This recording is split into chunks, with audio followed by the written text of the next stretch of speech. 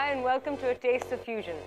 Well, I decided today, while I'm sitting out here enjoying this lovely cool breeze on such a hot day, and because I'm fasting, I thought I want a really healthy, refreshing iftari. So I've decided to make a lovely fruit salad, a savory fruit salad as my appetizer. For my main course, I'm doing a take on pasandas, or a style of pasandas in the form of chicken kebabs, which I'm going to serve with a lovely sort of side of onions, cucumber, mint and green chili. And for my dessert, well, you know, because I have everything so healthy throughout the menu, I thought, let me indulge myself and make something with chocolate. So a little chocolate pot, and I'm going to fuse some, fruit into there, but I don't know how I'm going to do it yet.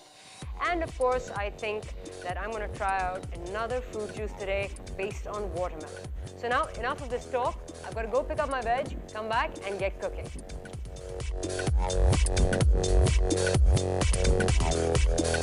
Right, now to get started.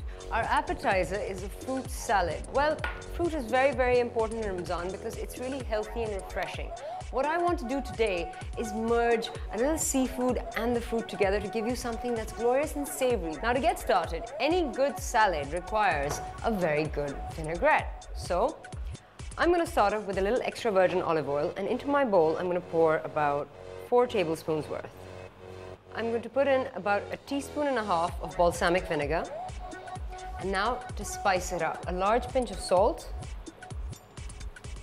a pinch of red chili powder, a pinch of cumin, and here is the difference. I'm actually going to keep in poppy seeds, which are raw. I'm not going to heat them through, I'm not going to roast them, I'm not going to grind them down.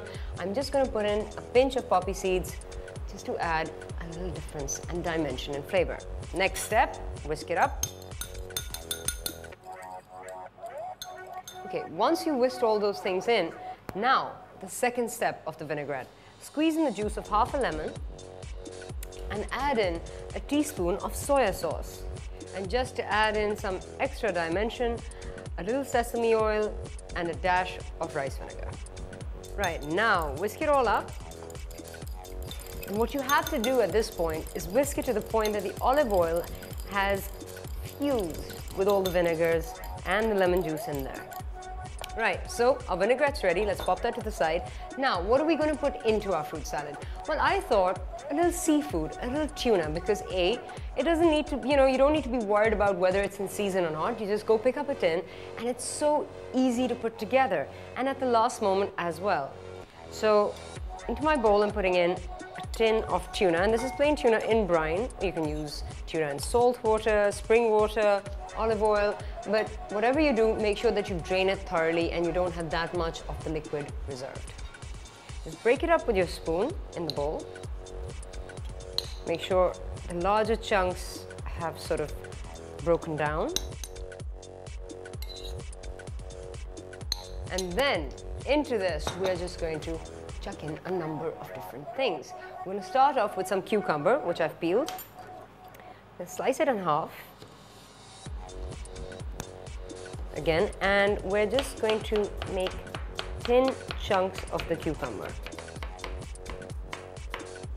A little difference in dimension, in that goes. 1 spring onion. Again, don't use the green bit, reserve that for later on for a garnish. Just use the white bit and just circular chop it.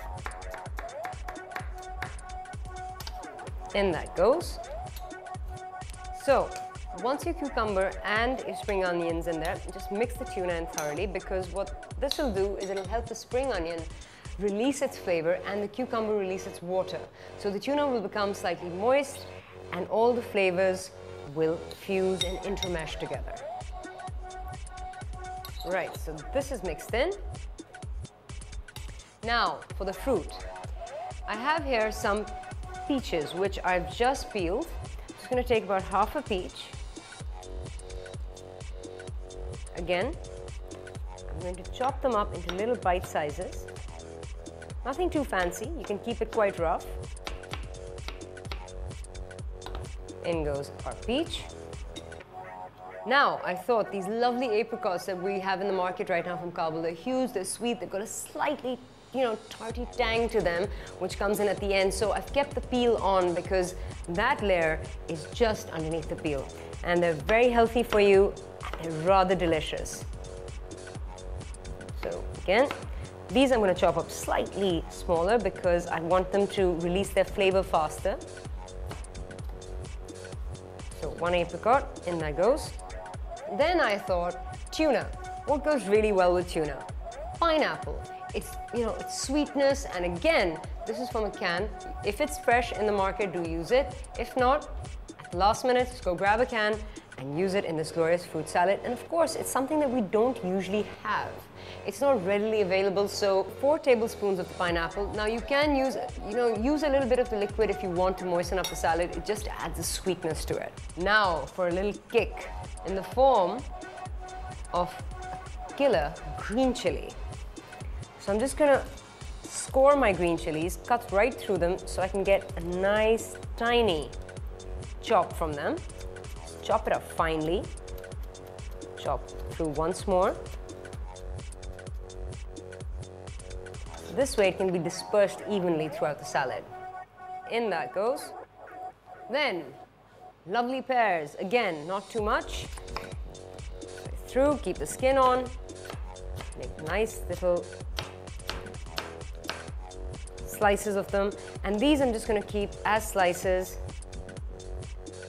Right, now we're going to mix it up. Okay. Now, I know we have a vinaigrette ready, but I am going to flavor the salad separately.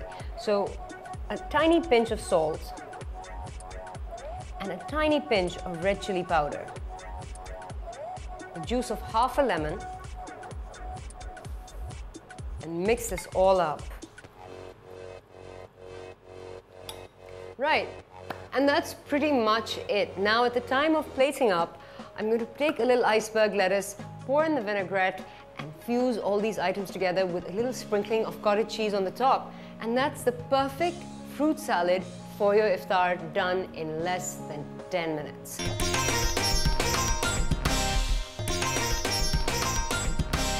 All right, now for our main course, which are chicken pasanda kebabs. Now, technically pasandas are mutton and they're cooked with a lot of heavy spice in yogurt.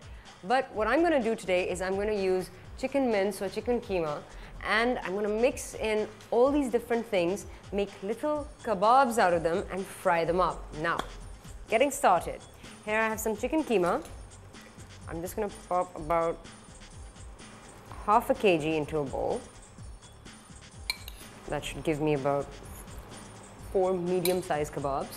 Next, I'm going to spice it up. I'm going to put in half a teaspoon of red chili powder, half a teaspoon of salt, half a teaspoon of cumin, half a teaspoon of poppy seeds, and here I have a garam masala which I've made out of big elaichi or big cardamom, small cardamom, some cloves, some black pepper, and a little mace and nutmeg. So I'm going to put in about 1 teaspoon of that straight in. Next, I'm going to mix it all up.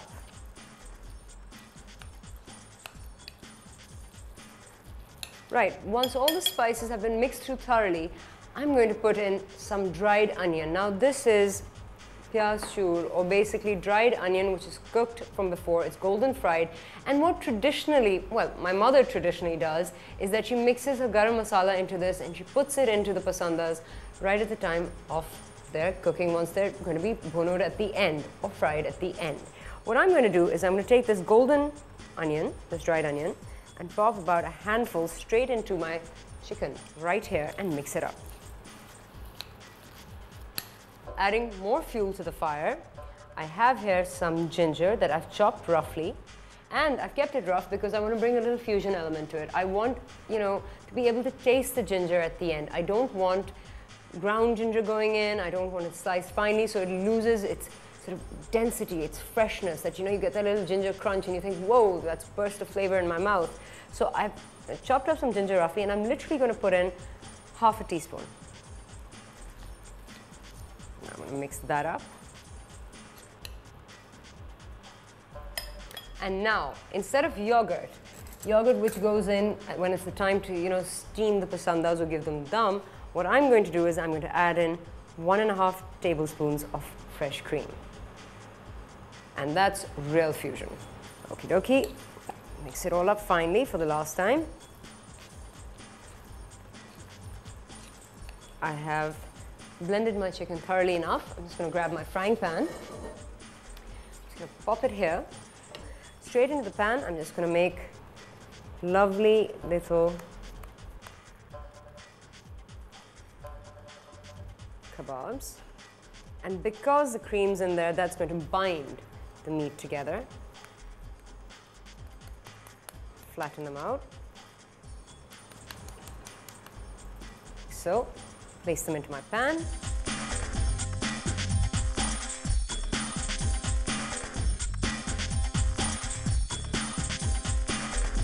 Now, all I have to do is fry them up. Let me clarify that pasandas are technically mutton. It's actually the slice of mutton of the leg or the shoulder, which is then marinated and cooked very, very quickly. But what I've done today is I've captured the essence or the fusion, and I made these chicken pasanda style kebabs. Now, very quickly, I'm going to get my pan on a high flame because this is a blitz. It has to be super quick.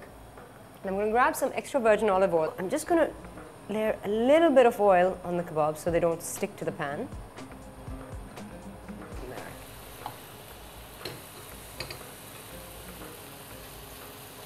Okay. Frying away.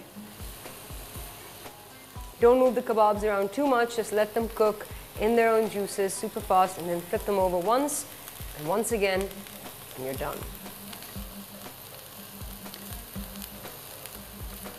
Now, to give a glaze, and of course to create a little fusion of the spices, I've got some balsamic vinegar here, and I'm just going to pour in a dash on each kebab just to lend its glorious color to the meat, okay?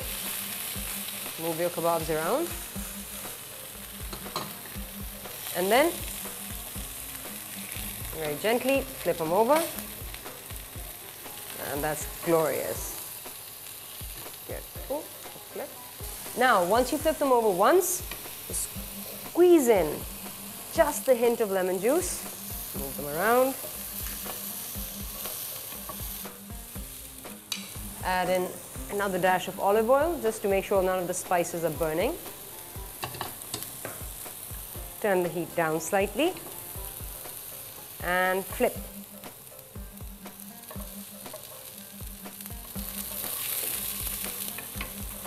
Just glaze in a little bit more balsamic. You've got this coloring happening because of balsamic. And turn the heat off and let the kebab sit in the hot pan. Don't move it off the hob because the heat will still be transferring through and they will cook through and through without burning. And make sure that the base is still cooking away. And that's it. Now, all you have to do is serve this with a little onion, cucumber and mint and a dash of lemon on the side, and you are done with your main course. Well, at least I'm done with the main course, which now leads me to the glorious chocolate pot for dessert.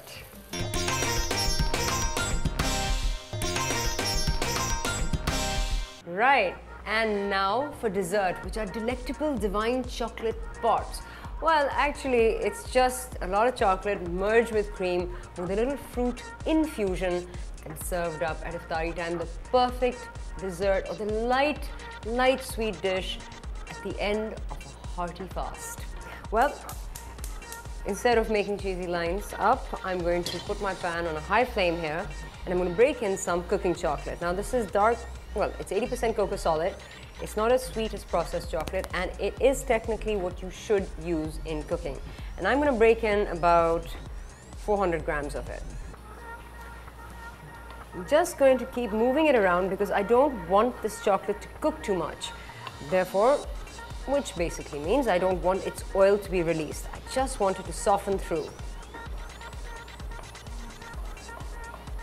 Right, once the chocolate has somewhat melted through, that means it's basically lost its original shape. And you can hear the sizzle beginning. Add in about 4 tablespoons of fresh cream, but do it slowly at a time. And lift it off the flame. Don't let the cream cook too much. Cool it down, mix everything in. You can see the pan was quite hot right from the beginning. So just fuse the cream in with the chocolate. Don't bring it back to the heat. Turn the heat down. to the lowest and bring the pan back. Then add in another 4 tablespoons of cream. Mix it all in. Make sure that your chocolate doesn't become grainy and you don't get a level of butter or oil on the top. And that's it. Turn the heat off. Now, for the layering of this chocolate pot, it's very, very simple. I'm just going to pour this chocolate directly into the pot. A little ramekin should do. Now, this can be served with wafers or, biscotti. I'm going to serve it with a little pear, which I'm just going to pop in there like so. I thought, why not just a hint more of fusion. I'm going to take a lovely apricot and just let it sink. Well, try not to break it up. I've just sliced it up, half an apricot, and I'm just going to try and keep it together. And if I can, and I don't have buttery fingers, and let it sink into the chocolate. We are done with dessert. This has to go into the fridge while we plate up the rest of our fantastic iftari meal. Okay, so we are done with everything. I've got my appetizer, main course and dessert ready. But I thought, let me make myself a lovely little drink with a lot of fresh fruit to A, open my fast with, and second, quench my thirst. Well, I'm going to start off with my little blender pot here, and into this, I'm going to throw in some fresh watermelon. About, I would say, two watermelon slices, chopped up. To this, I'm going to add a little pineapple and some of that pineapple juice from the tin. So 2 tablespoons of pineapple. And then I thought, what about a little citrus? How about a little grapefruit? So I sliced off most of the pith and the skin on this grapefruit. And 2 slices of that popped in. Now, all I've got to do is blend this up.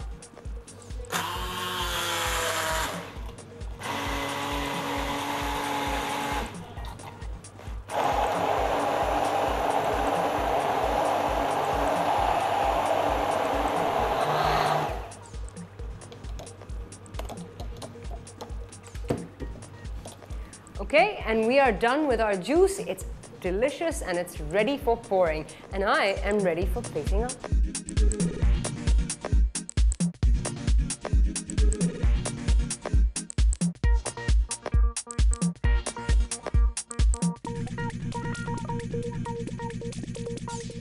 Right, and there you have it.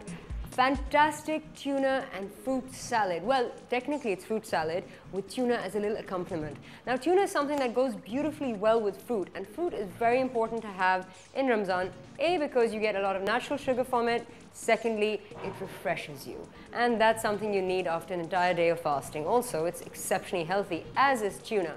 Now, the main course, it's a take on pasandas. It's in the pasanda style. You basically got that garam masala in there. You've got a mix of the big cardamom, the small cardamom, cloves, nutmeg, mace, a little black pepper, and then instead of yogurt, I've used cream, something to bind the chicken together. And of course, it's just pasanda style. And I've served it with that lovely onion and cucumber, mint, green chili, lemon sort of salad on the side. Why? Because it's supremely healthy. And now for dessert.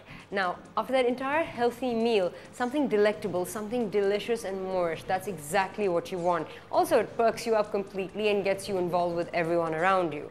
But what I've done is I've used dark chocolate, I've used cooking chocolate. Now that's much better than processed chocolates because it's a natural sweet. And again, I fused it with fruit, so your kids will end up eating a lot more of the fruit, which is dipped into chocolate, thus getting the fruit, having that little extra chocolate extravagance, and being all the more healthy for it. And now, before I end my soliloquy and get on with my iftari, let me tell you about my drink. I think fresh fruit juices and drinks are the way to go this Ramzan. And there's nothing better than the natural sugars that fruit supplies, and we have an abundance of such beautiful fresh fruit. Now, take my drink for example today. There's watermelon, grape, and some pineapple from a tin. Okay, fine, that's processed, but it's just that, just to jazz it up, give that extra oomph of sweetness, and it's fantastic. A little ice, and you're good to go. So that's it. I'm done with my entire rant on my menu.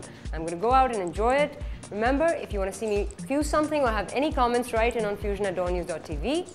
Take care and bye.